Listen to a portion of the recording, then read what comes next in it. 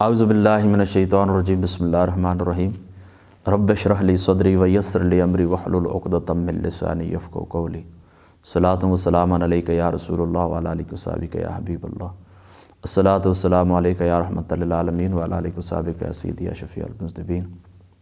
تمام دوستوں کو السلام علیکم ورحمۃ اللہ وبرکاتہ۔ سابقہ جو ہماری گفتگو ہوئی تھی لاسٹ ویک، تو جائز امور کے 5 رتبے درجات میں نے آپ کو بتائے تھے، جیسے فرض، واجب، سنت، مستحب، مباح۔ میری کوشش یہی تھی کہ جو ناجائز امور ہوتے ہیں ان کے جو درجات احکام ہیں وہ بھی اسی کے ساتھ ہی بیان کر دیے جائیں، لیکن زیادہ گنجائش نہیں تھی وقت کے اندر۔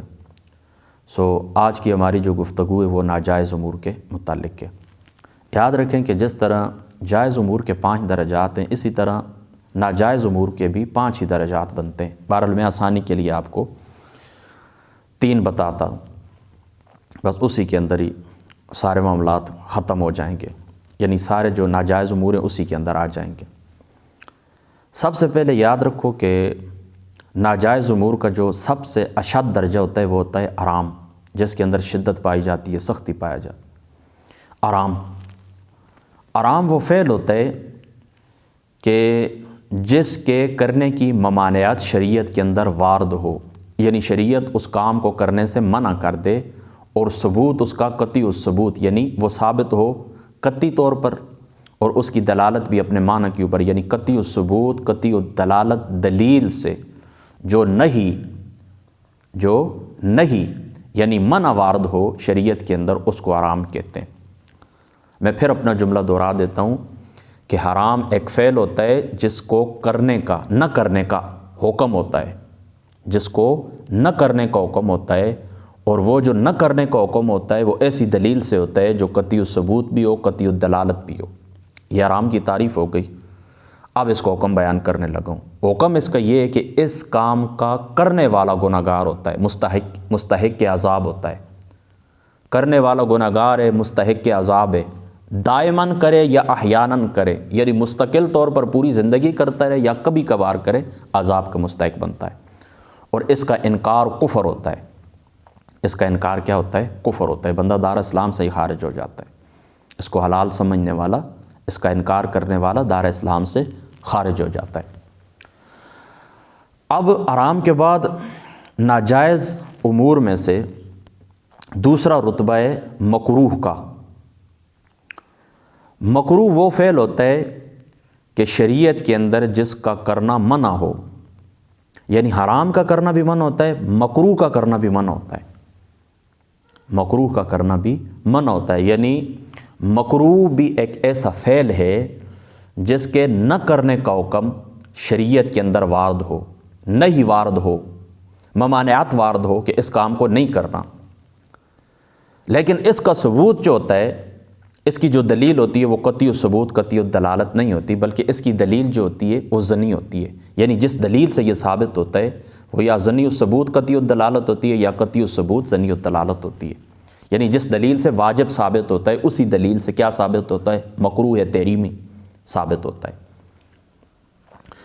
اب اس کا حکم کیا ہے؟ اس کا حکم یہ ہے کہ اس کو کرنے والا گناہگار ہے، اس کو کرنے والا گناہگار ہے، اور اس کو وعید سنائی جاتی ہے عذاب کی، کیونکہ مکروہ تحریمی یاد رکھو کہ حرام کے قریب ہوتا ہے۔ اور یہ بھی یاد رکھیں کہ جہاں پر فقط مکروہ کا لفظ آئے، فقہا لکھتے ہیں کہ اس سے مراد مکروہ تحریمی ہی ہوتا ہے، اور مکروہ تحریمی قریب ہوتا ہے حرام کے، لہذا اس کا کرنا بھی منع ہوتا ہے۔ فرق صرف اتنا ہے کہ حرام کا جو کرنا، حرام کے اندر جو ممانعت ہوتی ہے وہ دلیل قطعی سے ہوتی ہے، اور یہاں پر جو ممانعت وارد ہوتی ہے وہ دلیل ظنی سے ہوتی ہے، لہذا اس کا انکار کرنے والا کافر تو نہیں ہوتا، دار اسلام سے خارج نہیں ہوتا، لیکن اشد گناہگار ہے اور قریب ہے گمراہی کے۔ یہ بات یاد رکھ لیں۔ تو پہلا درجہ ہوا حرام کا، دوسرا درجہ ناجائز امور میں سے دوسرا درجہ کس کا ہے؟ مکروہ تحریمی کا، اور مکروہ تحریمی سے پھر نچلا درجہ ہوتا ہے مکروہ تنزیہی۔ یہ یاد رکھ لینا، نچلا درجہ ہوتا ہے مکروہ تنزیہی۔ مکروہ تنزیہ یاد رکھیں کہ یہ ایک ایسا امر ہوتا ہے، ایک ایسا امر ہوتا ہے جس کو ترک کرنے کا مطالبہ کیا جاتا ہے لیکن مطالبے کے اندر شدت نہیں پائی جاتی، مطالبے کے اندر شدت نہیں پائی جاتی۔ پھر میں اپنا جملہ دہراتا ہوں، اس کا کرنا بھی منع ہی ہوتا ہے، مکروہ تنزیہ کا، مکروہ تنزیہ کے کرنا بھی منع ہوتا ہے، لیکن اس ممانعت کے اندر شدت نہیں پائی جاتی، یعنی جس طرح حرام کو نہیں کرنا اس کے اندر شدت پائی جاتی ہے، مکروہ کو ہاتھ نہیں لگانا، مکروہ تحریمی کو ہاتھ نہیں لگانا، اس کے اندر بھی شدت پائی جاتی ہے، لیکن مکروہ تنزیہ کے اندر شدت نہیں پائی جاتی۔ اب ان تینوں کے مثالیں بھی میں آپ کو دیتا ہوں۔ دیکھیں، حرام کی میں نے تعریف کی، پھر اس کا میں نے حکم بتایا، اب اس کی مثال دیتا ہوں۔ حرام کی مثال جس طریقے سے شراب ہے، انما الخمر والمیسر والانصاب والازلام رجس من عمل الشیطان، یہ نص قطعی ہے، شراب کی حرمت کے اوپر دلیل ہے۔ جب یہ نص قطعی، یہ حرام ہو گئی، اب شراب کو حلال سمجھنے والا دار اسلام سے خارج ہوگا، اور اس کو کبھی کبھار پیے یا مستقل طور پر پیے، ایسا شخص مستحق کے عذاب ہے، ایسا شخص کیا ہے؟ مستحق کے عذاب ہے۔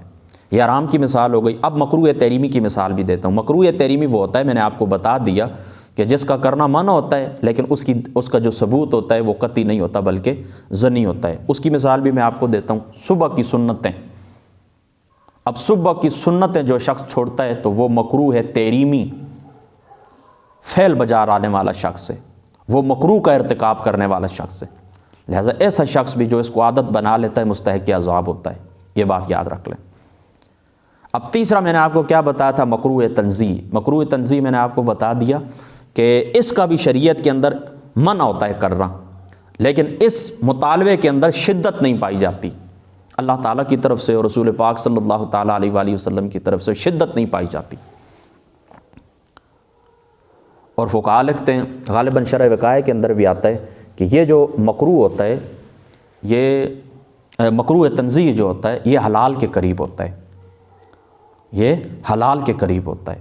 میں پھر اپنا جملہ دہراتا ہوں کہ مکروہ تنزیہ کا کرنا بھی منع ہی ہوتا ہے لیکن حلال کے قریب ہوتا ہے، اس معاملے کے اندر شدت نہیں پائی جاتی۔ اس کی مثال میں آپ کو دیتا ہوں۔ اس کی مثال ہے 10 محرم الحرام کا اکیلا روزہ، یعنی دیکھیں نا، حدیث پاک کے اندر آتا ہے کہ پھر جو بندہ 10 محرم الحرام کا روزہ رکھے تو وہ اس طرح کرے کہ 7 نویں کا بھی ملا لے، 7 نویں کا بھی ملا لے اکیلا۔ مطلب بعض احادیث پاک کے اندر 10 محرم الحرام کو، اکیلے 10 محرم الحرام کو، یعنی نویں کو چھوڑ کر اور نبی پاک صلی اللہ تعالیٰ علیہ وآلہ وسلم کا بھی ایک فرمان ہے، غالباً ابو داؤد شریف کی روایت ہے کہ آقا علیہ الصلوۃ والسلام نے فرمایا کہ آئندہ سال جب زندگی باقی رہی تو انشاءاللہ تعالیٰ ہم ساتھ ہی حکم دیں گے کہ 9 محرم الحرام کا روزہ بھی رکھا جائے۔ تو اب دیکھیں نا، اس نبی پاک صلی اللہ تعالیٰ علیہ وآلہ وسلم کے اس فرمان کے اندر دیکھیں شدت نہیں پائی جاتی، لہٰذا یہ مکروہ تنزیہ کی درجے کے اندر آتا ہے کہ جو بندہ فقط 10 محرم الحرام کا روزہ رکھ لے، لیکن اگر 7 نویں کو بھی ملا لے تو یہ نور و نالا نور ہے، لیکن اگر فقط 10ویں کا بھی رکھ لیا تو بے شک وہ ثواب کا مستحق ہے، جائز ہے۔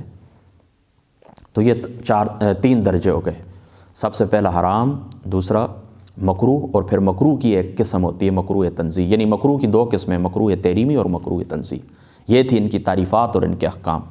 اب ایک بات میں آپ کو اور بھی بتا دیتا ہوں، یاد رکھنا کہ اللہ تعالیٰ کی طرف سے جس وقت نئی وارد ہوتی ہے، یعنی اللہ تعالیٰ کسی فعل سے ہمیں منع فرماتا ہے یا اس کے رسول پاک صلی اللہ تعالیٰ علیہ وآلہ وسلم منع فرماتے ہیں، نئی وارد ہو امور شرعی کے اوپر، یاد رکھنے، امور شرعی کے اوپر نئی وارد ہو تو اس منہی عن ہو، یعنی جس کام سے منع کیا جا رہا ہے اس کے اندر قباحت ہوتی ہے لغیر ہی، یعنی قباحت لعین ہی نہیں ہوتی، قباحت لغیر ہی ہوتی ہے۔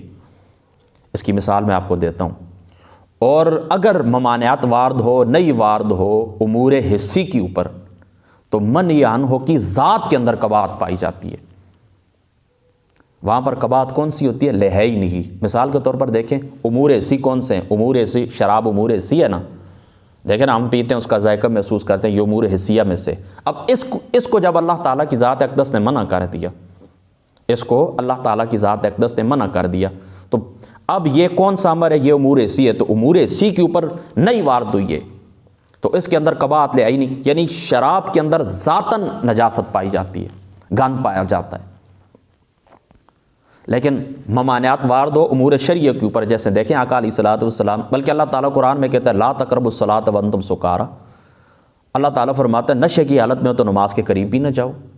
اب دیکھیں نماز کیا ہے، نماز تو شروع سے لے کر آخر تک اللہ تعالیٰ کے ذکر کے اوپر مشتمل ہے۔ اب اس سے منع کیا جا رہا ہے تو نماز کی ذات کے اندر کوئی ایسا فعل نہیں پایا جاتا اس کی وجہ سے اللہ تعالیٰ، بلکہ غیر کی وجہ سے۔ وہ غیر کیا ہے؟ وہ غیر یہ کہ دیکھیں نا، نماز جس وقت ہم ادا کریں گے نشے کی حالت میں ہوں گے تو کیا پتہ ہم کیا پڑھنا شروع ہو جائیں۔ آپ قرآن پاک کی بجائے پڑھنا شروع ہو جائیں احمد فراز کے اشعار پڑھنا شروع ہو جائیں، پروین شاکر کی خوشبو پڑھنا شروع ہو جائیں، کیا پتہ چلتا ہے۔ تو یہ بات بھی خصوصی طور پر آپ نے یاد رکھنی ہے کہ جس وقت نہی وارد ہو امور حسیہ کے اوپر تو منہی عن ہو کی ذات کے اندر قباحت پائی جاتی ہے، اور نہی وارد ہو امور شرعی کے اوپر، امور شریعہ کے اوپر تو منہی عن ہو کی ذات کے اندر قباحت نہیں پائی جاتی بلکہ قباحت غیر کے اندر ہوتی ہے۔ وہاں پر قباحت لغیری ہوتی ہے اور اسی امور کے اندر قباحت لعینی ہوتی ہے۔ اللہ تعالیٰ سمجھ کی توفیق عطا فرما، عمل کی توفیق عطا فرما۔ السلام علیکم ورحمۃ اللہ وبرکاتہ۔